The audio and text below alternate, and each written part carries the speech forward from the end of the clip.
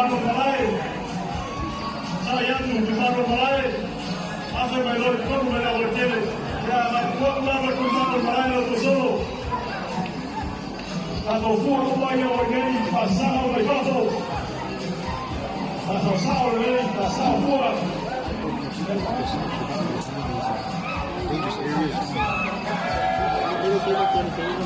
Vai.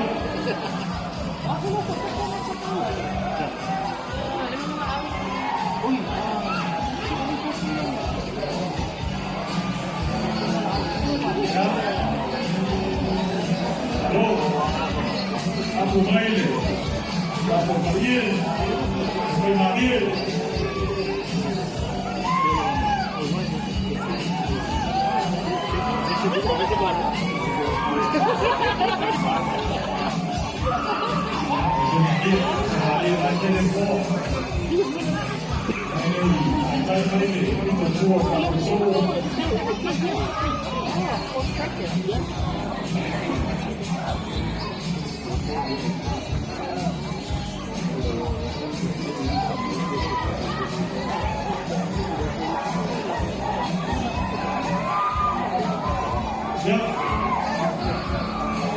Aku bukan pemilihan lagi pula, ya. Abe, waktu di sini Allah siapa mata tu semua. Mata tu semua ini mulai pasal ni.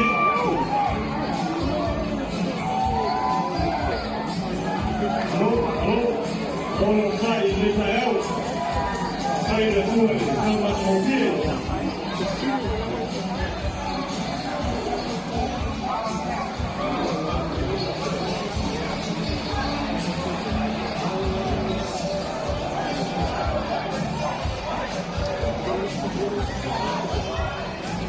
Não ia acabar, Camilo vai correr o solo, Camilo vai veicular o traje também.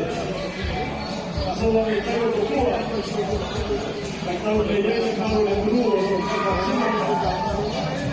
Ya, fai oi loa tun vangal na yele pasi o le fai ungal na o savali. Ale o fao mo fale uma. Yele tontele o ila tol tai o nei.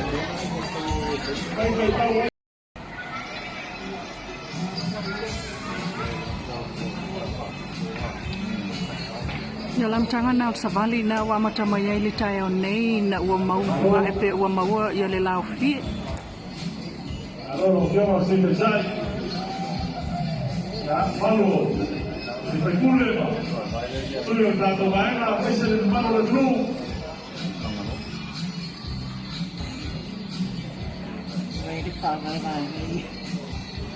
Ahí se veo hacer. Baile, hablamos de flu. Ya, sai vai baile, pide de baile. Ao baile dos americanos que tu baile. Hermano Javier, ya me hace mejor ya.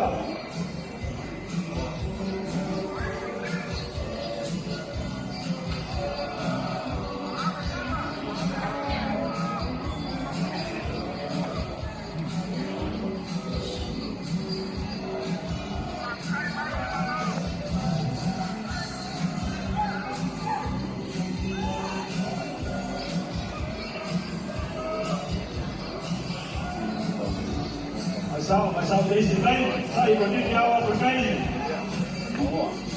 sao vậy đây, sao đây,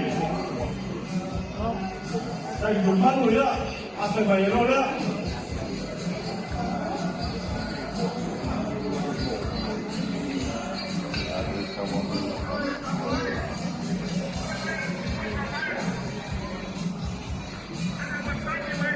Ya, bây giờ rồi. Yo to fai fale manu no foi mo yo to ina fa to anga ma ai ai no fua ina fa ya ba yo to ma ya fa na wa ya tali ma fine ya yo to o mai fo ya va ma o to wa tali ma fai ni tane ma o to wa fine ma ya fa to tali ina o to o wa ro fa pian tali mai o le rio au le tu o Israel au nei fa se ina o to perfecta o ya te o to au o foi nei fa no miti o foi a talu o to wala tau wa valo i pepelo ia te tau le ungoa. O te lei au ina atu ila tau, o lo whetalai mai ai eli. Wa alo wha pēna whetalai mai o reli, a wha ato ina tau sanga i fitu ma furu i paparania, o na o wa siasia i lea ia te tau, ma o wha tau nuina la upure lei ia te tau. A wa unei, o loa manatu o manatu ai ia te tau, o manatu i le manuia. Ai le o le malaia o lo fitalai mo ai le ri e foi na tu ya te tau le uma e ai le fa moe moe pa muia mai le tua na fianga fe te wina o le ta o mau pelo no swafa li ngai fa o lava amen pai mo tu foi upu esfur mo tasi o le kusi na fe te wina a nei o lo manatu ai ya te tau o manatu i le manuia ai le o le malaia o lo fitalai mai ai le li e foi na atu ia te tau le unga e iai wha moe moe o upu o le atua upu nei pero wha mawina e nana perfecta o Jeremia a o le au tū tā ua o lo iai mo le nei asu o le luma nai ma sona wha moe moe o whea umo le nei au tū o le aso le nei, mo le tae au le nei. O tango wha fesiri au tū lea, o no whau ena se fesiri whapea. O le ase wha moe moe mo le luma nai o Samoa. O le ase wha moe moe mo le luma nai o Samoa. O le tua lalo wha lea nganga nea Jeremia, i toe ina na tutoe o le tā whianga i Paparania. A toa i fo i mawhaitau langa o perfecta. O tangata pa ia. Sa whanango iai le nganga o le tua i ana mea e whaatino o rona nu. Ina i ana tu whai le rofa. Ai wole ai. O lato upu vale i le rofa, ma lato pepelo i le tua. O le isi tu o lalo na whai Jeremia, i au tau whai vale no nofo ai. To tō whaato anga ma ai no fua. Whai a vāma i no fotane, ma whanau i au uola nu. Sa ili a vāma mo tō atari. Matane mo tau wa fine ma ia te talo ia manu ia re nuku Paparania alu o na kalaka ma salo o leo o tātou whaatino ina lewa enga e peo na o mai tofi mo tātou le atua o tātou whaifale mo o tātou no nofo le nei ai o tātou tuto whaato anga mafua mai ia se ano whaamanianga le atua o whaia wā ma nofo tāne ia mawhana whanau i tātou o gare o tasi o wāre toa tele lava o tātou o le Samoa i Samoa e o na whai le atua mo Israel o i Israel lava i le Israel ia o le isi foi mea o tātou te tālo mo le manuia o isi no o nuo lo alo lofa mai mo fisosoani mai mo tātou ai maisi e o tātou te mau a inga ai sau o i lo mo le vaenga ro na lua lea aua nei fase se ina i la tau e o la tau perfecta ma whaitau langa. O la tau wa valo i pepelo i a te o tau i lo ungoa. O le mema tau tia lea. O lo tau na toi i matangata pa ia i le nupa ia. O perfecta ma whaitau langa, ma osi tau langa, na tau tofi ma whaau u e le atua. Awane o toi whaalongo i ai. Awane toi te usta i ai. Leanga o la tau wa valo mo i la tau lama. Ai lewa. Pai mai le atua i nei tae au. Pa mole au a tātou te whaalongo ia. E o ai tangata pa ia nei tawhatafo le lao ai le atua. Pai mai le atua au nei e whaalongo i tangata e o tawhatafo. Pa mole au. Leanga o la tau valo me se sei. O la tau mai o la tau rama mana tuntunga. E whai ai lau whi au maranga rua. Ai tasi al mena o whai a moi la tau. I rato tufa le alofa. Pa soar file mu. A batu le sosoni. A batu le mana manama. Ie o lo mo mia. Ai wole o lea le fina ngano le profeta mo feita unanga. Teanga o iai le tamau a inga i le tino. O rato sunge mea. E ala i o rato o te mai fa profeta. Ma le tūlanga. Pa feita unanga ma osi ta unanga. E sa i le tamau a inga. Na tātou o te potonga i le tae a por tātou atu nuku fo i le ufionga i le tai o le tuangai pea whai no whaoi na whapena o whiona e eisi whasi o upu lea o te whia mo no suma e le tai o le kare sia e whakasa ua o liu tai longa fo sa ma futa fo na iai le teimina na ese stasio foi ngā runga eu no whaino le upo te tai lea ina ua pa iatu pe o tau furutua mai foi ngā runga lea pai mela na tala ua e toi ma ngali i limaro lofa na whawhanga ma whaaimu i ate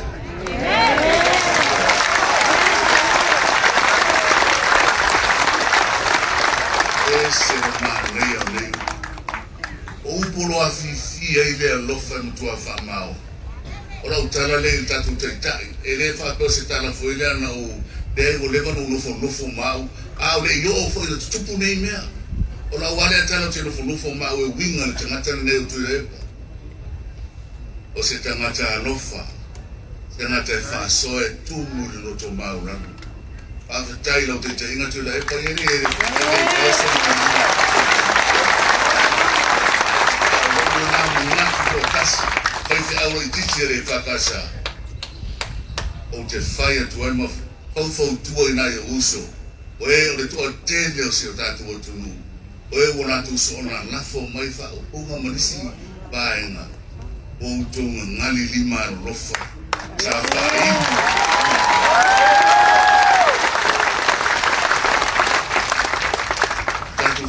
moe ni tae au.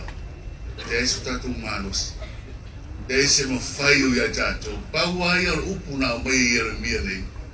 O te avatu lei unga i a te utou. E ei wha moe ora. Ei wha moe ora na o le atu. Tato no nofo whire mu i rano. O nei pisao tato le ngona. Tato tutu mau i le whea whani. Ia tasi o tato rotu. Tutu whatasi. O le mea nane atua. E masani no tau tala i le tusi la esienu o lo iai le vai no ina le nu pa me fato nu ngale atua ave ni fasila au se lua ave ni si ayuta ave ni si pitonu o Israel o vai o luai ia nu ona e le fasila au e lua so le anga ile mo na ole tu fasila au se lua e le masani le tu fasila au e lua e ma sani ale atua i le tasi i fasila au na o Israel le nuu whapa ina na i whiwhinia e le whape na sama tau unu whape na sama o le la ngona na o le whaabae papa o Samoa whaabae le tua e tasi e le tua le tama le alo ma le ngana sa e le vai no tatu ngoi na o e mai fasila au e lua tatu se so o ina le tasi le lua na e whaima tasi o le tua o le lofatunua e tua na ia sulu mai le la ia i Samoa o matafi mea le ka uai le anga sa whea ngai musi o tātou otu na ona pa ia i le elo Samoa pe ia la foi wha vi ese atu o le whe furi tuai ma le whe itangai ma le whe esesai ma le taua o le whamari toto ma le oti ina ua pa i wele tara le lei tono Samoa tatu o ia mai tae ana na e te uailu tatu whamu e moe ni asu o ia whamu ia tele mai ne atua i lo tatu whamu e moe ni tu asu o tatu sāvali ia ngau tū whawai ma o tatu whawai tasi e o a foile i le vaenga whaiwa tu rai mai foio sa o tatu whawai na valea e whawai le atua whamu le mone ai le whaavai nisi mea e au mai fo e whaavai nana tonu whaia e a ngai whire mua e sa moe lumana ia ia no whangia e le atua o tātou whamoe moe ina ia au me uma ma le nganga whaatasi mai o le atua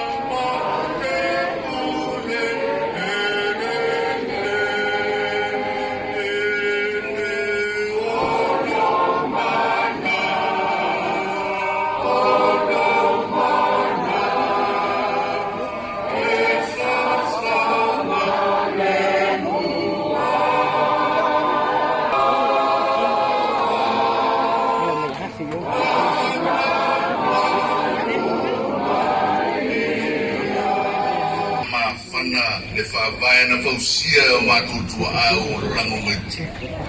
Ia whapena na mātou pe pese ai, ma tausi le ami o tonu, ma pui pui le whawai ma manu o Samoa, nei sa tia i le ana.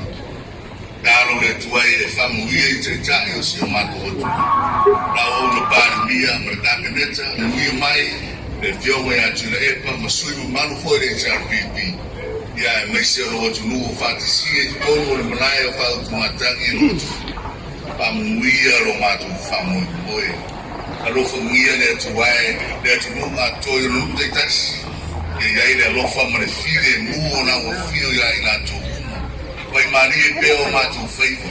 Ma mātou no nofo i lalo ma te tālo ma le file mua. E te whaia mea siri, ma le whamoe moe peo na iai le o kua le taia. Pa mangalo fo i mātou le tue meo le ato tōna mātou whātino mō na ufi. O lau lava, sa tauru pa ia, e māma mangalo ai mātou pātiko kasi. Te teimi mātou te whānong rongo e fo i upore nei whāmoe moi, i iai le lofo o lau ufu e whāmai le nganga me upu. A ta ape fo i le fide li ma le tulu uri nei asu. I ta ape ma le fide mō oe o mātou. O maea o na whanareu e wātetea. O wale mana manga pa ia i rei tai au. O a vea ai lau sunga maunga ole. Au tusi o e kālesia so whātasi a Samoa. O e tui matangi olo o wale whamoe moe. Tātou wāta puia ma le atua. E te wia i na ia longa marie. Tongi pātau le ave. Ia, o ia, ho ia te ia le vi inga. Nei se ia o le whawavau lau. A tumu le utu whaleanga. Ia wā o tiute mau whaiva o wala wina ai lau sung. Ia iai fo i le whaunga le tua. So se mea te wholawholai. Ia maua nganga mo le tua morona maro. Ia. Ratu Samoa. O le ale tātua sa matutala. Ai, lea ua mua me ma tau sa. Aua ngā fuore aka. O lau koa. O ka oko foi a ka ako kaure lei. E pere o le upu ia mamua le sangalara. Lea ua ka ako whenoa ia ka ako manguia. Ai leo waka aka o fasia. Wa i ike le malama ngai saua. O fōku pule i whaiva o kamu. O kau mai e lei. Le ngā aipu a le urua i ali. E kai ia i mauso le ngā aipu. Kau i eri. La lango whakasi.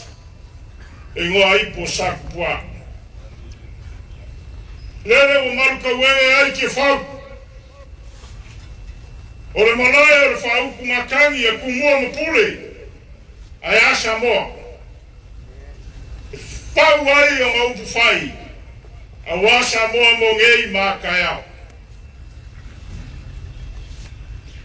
Ai kākou ke le whakau o ngavale le rofo o le kua. Le o maea o mamori le kākou kaulanga. Ai pe alu ngai aso kākou sula lo ngā le lei. E le lilo e le lang. Le anga o le rofo e kūle moa. Le ala le anga kuu ai no mamaru le langi. Ai fio mai se isairi oe maa. Inga ia o kākou maua le ola e whavavau. Pelea ia vi ia le kua le ngai kaiao. O mori mai no kou soifua. O wāre ngai aso ngā kofa. Ia.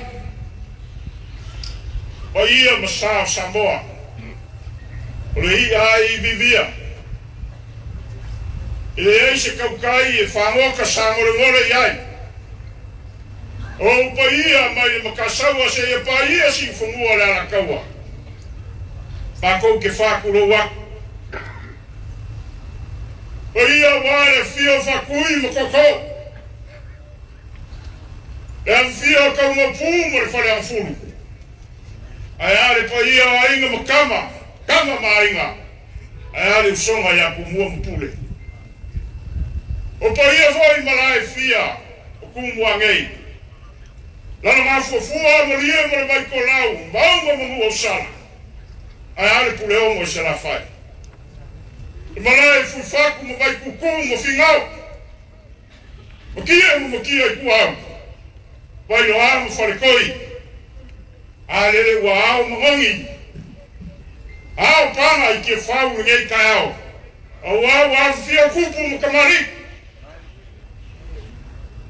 O saa ma whainga. Lele wa maru maungu ai ke seu. Lele wa maru ai le kaiao mareaso. Kele kaiao. Kele aso ele lau kaiao ele la waso. Au kaiao Samoa. Taua ma le kaiao ai sa mga mareaso mai kumua. Koi mai le mau o le au pupoko. Ai fua le whaiwa o Samoa. E kaiange o inga ko fi ko wha ai Samoa. Ai a kaiao le kalelelei. Makangiu whea ngai mareaka whareu mau kuangiangi. Maraeola mga whanga. Kaiao ia le surui ai o elele Samoa le kalelelei. Lele wa e sapi ai. O ai whareseu. E sa ai mao marie. Le file munga le kua e o mai le kaiao le gei. E kako waenga wha ia maua le file munga le kua. E au a koe leo le supamo doi. Ia whawai le file munga. Ia. E le whaungiubia sa mako kala. Ale a angor ngeri aso. Ia. O le aso ma le filinga, o le aso ma le makainga kila. O umpu i e whai. I le whana le kapoina wa kaukai. Kaukai le namo. E lako whakama swari. E ka liu fo i ai pupoe. Loko wafa ngau. Upulanga o lalmao. Al kako wakungu. Ye isa ua i makangi vale. Makangi foku mala o leala. La lako folanga. A waa kaiao. O le savali o le whamoe moe o le so. Ia uke manga kua. Le upu e whai le pā. Al kama o alo le la. E au mangu mala. E whapenga le whamoe moe o Samoa. Karo sia i e foku i mangu. Ai au ngai kongi mara. O kako usavalia le whamoe moe o le so. O mo le au mo le whamoe moe.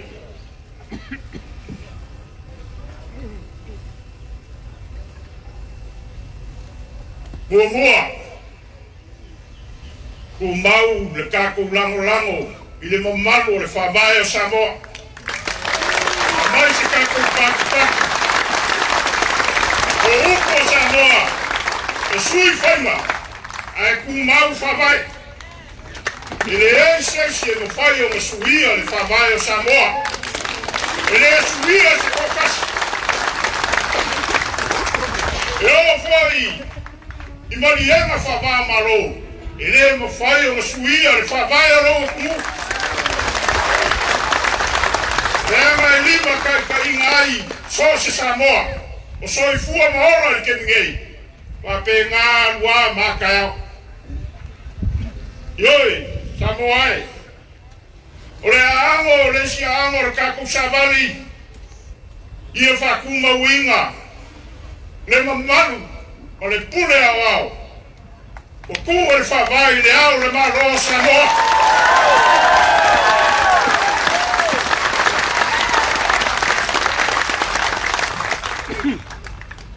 Ia, o mufu a mapo maka e.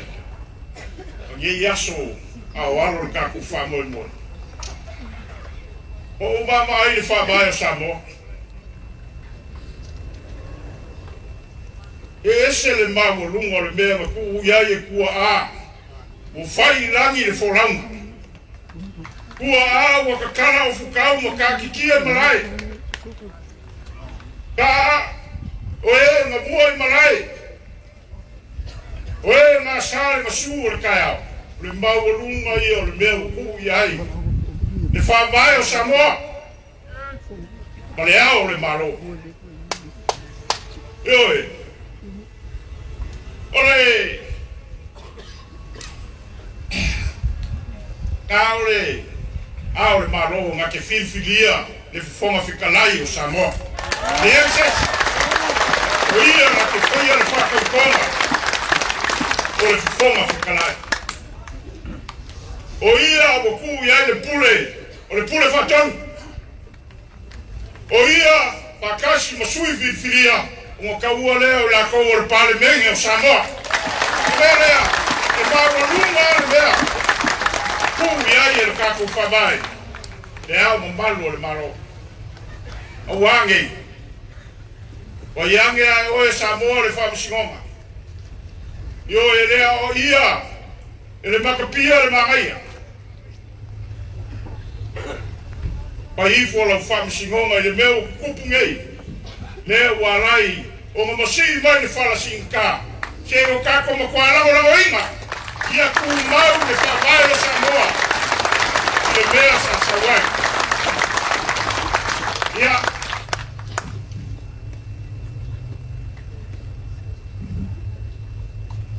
E iei karikungunga. Kako ke lango lango inga. Inga ia whaia le ami o kongo le kua. Ko whenanga e ke ngarue ai. Pe ke whamasingo, pe ke whaiwheau po le alawa. Le vara au o le kua ia ke oe. Ia whai le ami o kongo o le kua. Leo Samoa. Leo Kano. Leo wa mai le wheau. Le anga ia maisi ka aka pepelo le filo ai a kakou. E alai o mai whai una. E alai o mai mea le sa. E kakou ke le kania ho i vai i wha moe moe. A maka ku le so ku lai mai. E umare lima kausanga. O kakou kui pea. E le maku le kakou kui. Ina ia kani le ame komo le ku. A yesi ka ngaka o whaia se ami o le komo. O le ale kani. E whama vai mai loa.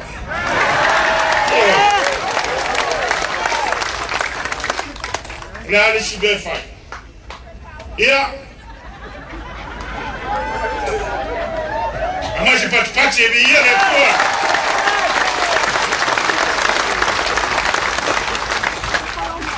Ia. Tamo ai. E o maku foi a o logo fio mai ma lo kala mai ngi kai ao leo o failo leo o malo ai le o fer kaukai leo sila mai le kako o kumu ma le lalangi ako e ai kako ke kukua inga e foi a le meu kongo le ku kako ke kukura ba inga ia kau ku Samoa i longa whawai. E whawai le tua Samoa. Le tua le tama, le tua le alo, le tua le amakai. Ia. E le kele tamaku kam, tamaku whamkaranga. Pau lea. Ia, iesi kaimi o le akuaku le avangoa. I le kako kai. O ia nga ke koe pa lau le leia ma whanau kele le whamoe moe o le ngei kai au nga lingolua. A le au nga lea nga e fio mo iai ma su mo iai. Ia iai nga le leo le kua le ngei asu. Ia iai nga file mu le ngei asu. Ia au o mungu ma o likia e longa hanga pa ia. Le whamoe moe o e Samoa. A kako kakala ma kauma vai. Uama le fua ma kakala le file li. Ia folawia ina mima. Folawia ina mima. Ia se kaime. Bara ua kuai le kako komiki ma le kako kekai. A wangi si wha moe moe ma. o leo wa maka ka kukua mai. Ile koe maroro. Gei se o le nina kosa. Ia se fua wa le buia sama.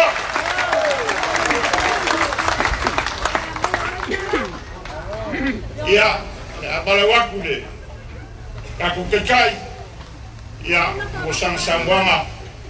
Pai o ka kuaso. Ia, buia ka kuaso.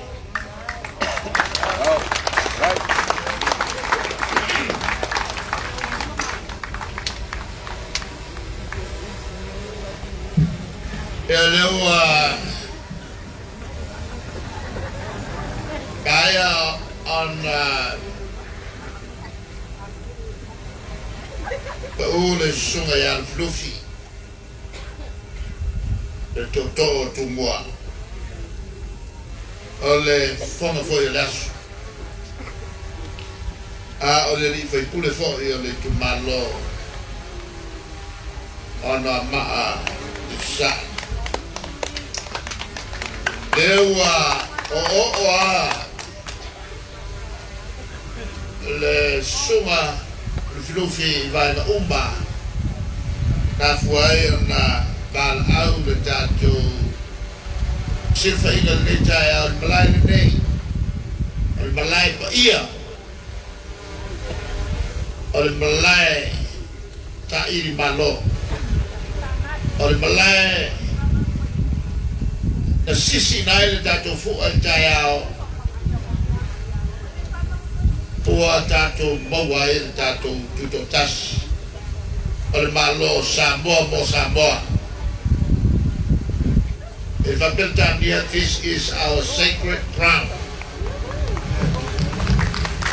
where we witnessed the raising of our flag of independence and sang our national anthem of our freedom. This is the sacred ground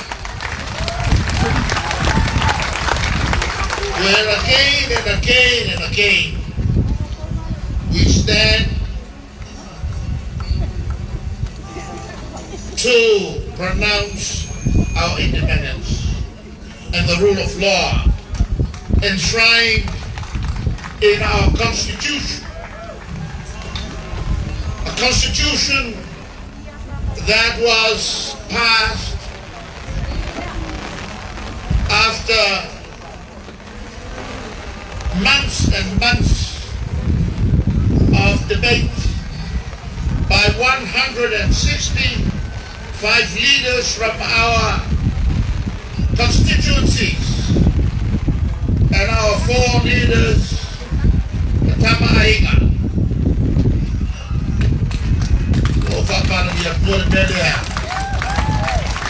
Qualquer lugar de fácil ser, el newspaper, el momolinga de facultato now. And because our constitution has been violated by none other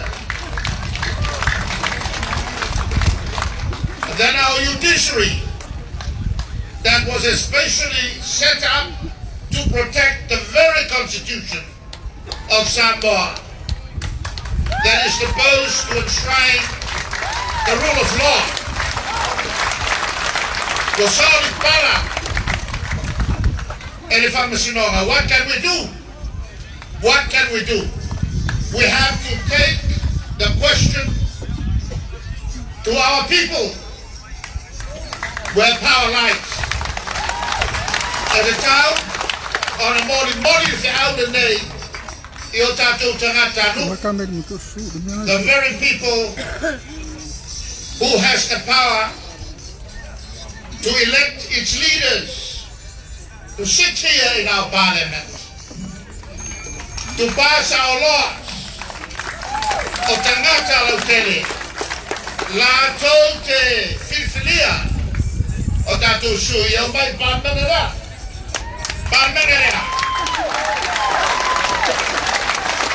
la tote fair to la front of the parliament, which is the supreme law-making body of this country.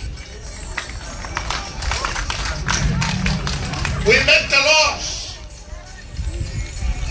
and direct the judiciary to interpret the laws. E fai il Parlamento lea, on fai pure tu la fono, e ande io fam sinoma, la con kilo io la combaca.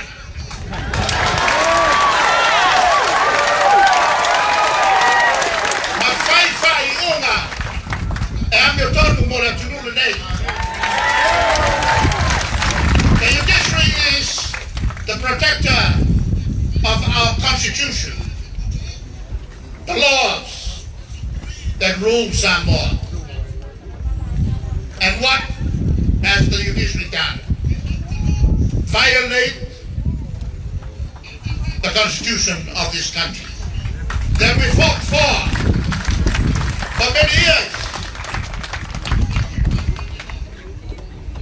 They must follow what Parliament directs. Alam mo na tupo. Wa magpasang ko na loinga. Le pure il Parliament e ai. E fast.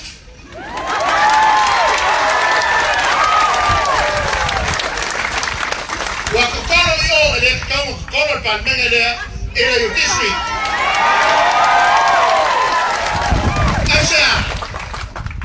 Il Parlamento lo ieri pure a tangata lo te. Awal fa balea isi Samoa.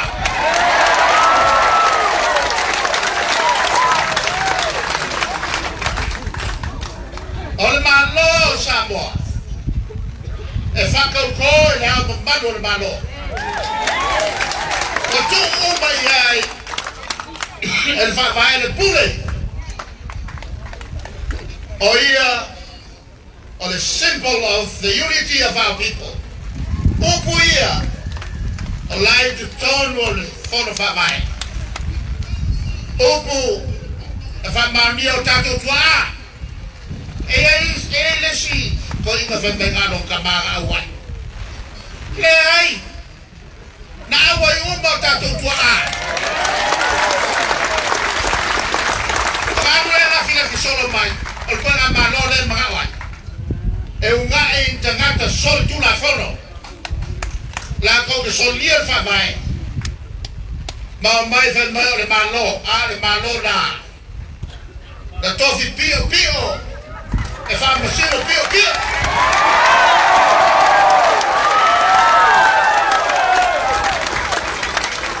Ma e le fai fa masino pio.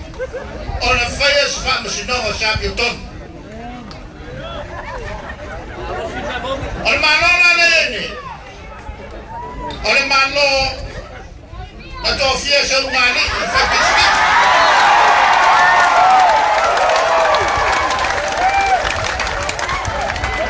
La wasa fai. Il maokol malo masoni. Awai mo kofia. Ako fiela ngani ay bisgisi. Boka kaka samya. Lala beta to faya. Tato lo yer pule. E bela sa mato manna yai. Ya mato manna nao. Ina ya faali mai lo to finangalo the silent majority. Le to tele te lese leo. Filfilia mato. Ena ia faali lau tau nang lango. Ena tau mwhenga o tau mwhaya. Ia tau auna. Matau e leo ni pule. Matau auna. Hafu tarenga al taturi. A e fia moa muri. A e fia tai tau tua.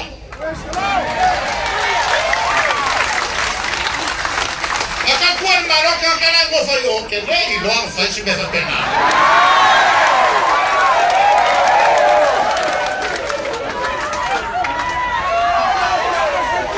Basa ligo la tomo. Len malele yai. La malo. Ko fo ya tau e fa ya le yunga. E ana lo Toi fai lau tau whiwhiringa i ne whapanima mai. Lera lea, on matou tutu lai atu tai au nei. On this sacred ground, Yes, Papa!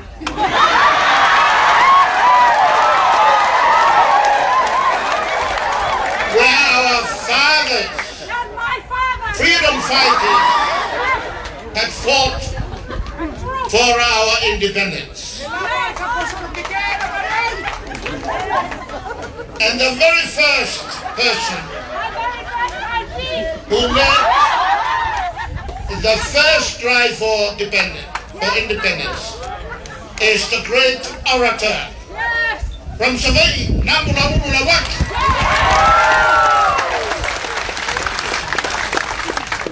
He was a hero of Samoa. What happened to him? The powers at the time deported him and died far, far away from our country. I am sure he is sitting here, right here. His soul is here with us to push for honest government and a judiciary that works for full justice and protect our constitution as they should. Ole Astofine ole a somebody I somebody il solo.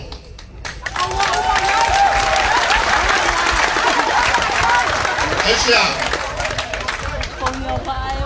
Elena toman manu ole chapipi na mua I taika ian vaenga nei la fianga ya vai kolone ma le fianga e totori a uia foi le luman vai et ole tofa salea la uia na mua I filia la te teita ia le vaenga le nei mai na o ai fatum tumunga la lea te la fai e le ma fai o na ngalo oi ngalo fa pefea la ma toa le vaenga le nei e ma se la fai a le ua tofo na fina wina tuta tasio Samoa o namula ulu la wak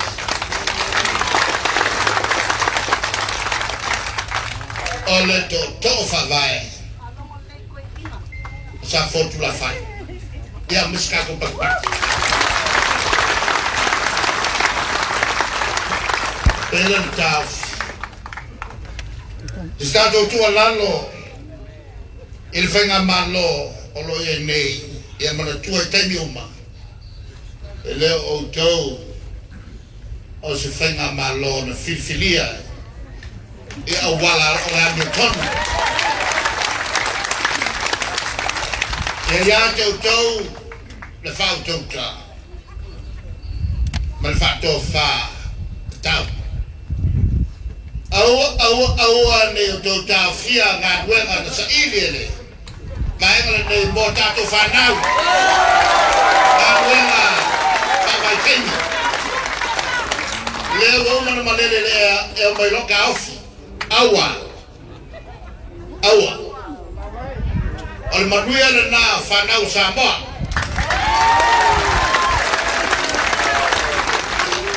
E o lo to fa mo mo va te tala tato a tato e mana ga ina aua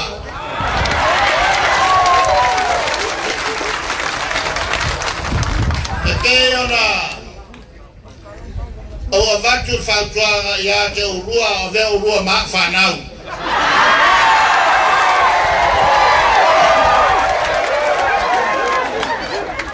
me Malawi. Awa. Wanga nua ngalele sa bata oto atu e whainga malo le HRPP o le vaenga wha upu whai le atunu leo Samoa ma ia te whafonga le lei e le tusi fifilia a le whakasai la sa nafi o lo mai il tusi e sotto le due sfulu lo fa per mai e fa malu le sa patia le lì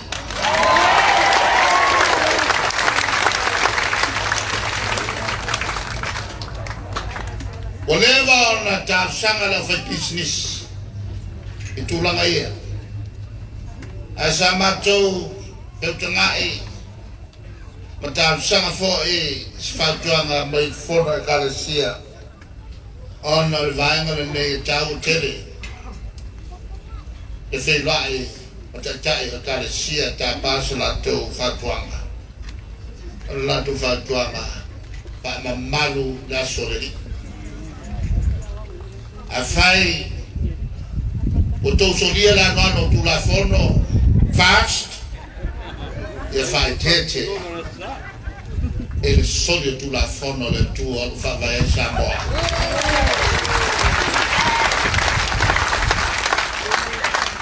e te manatu o le ua maua le te iala e matou nei o tua ona e loto sa vali mai i le ala o matou loto tele ai o loto fina malo lea e amato tu malosi mole fa vai malo Samoa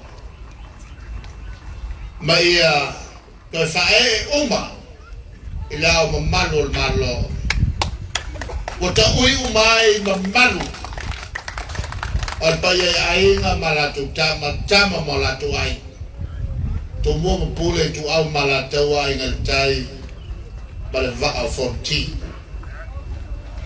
ma o se va en la to que solia e a manulea voy a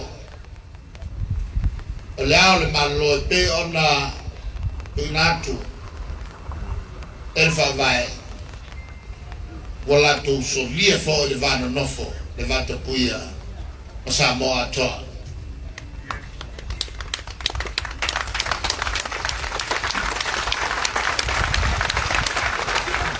ola mato fa go wina pea te yo olava ina to fa fo Samoa ila lo ia ola fa vai la fa wo pea ia final e fatino me ia o to sa vale la ol mato a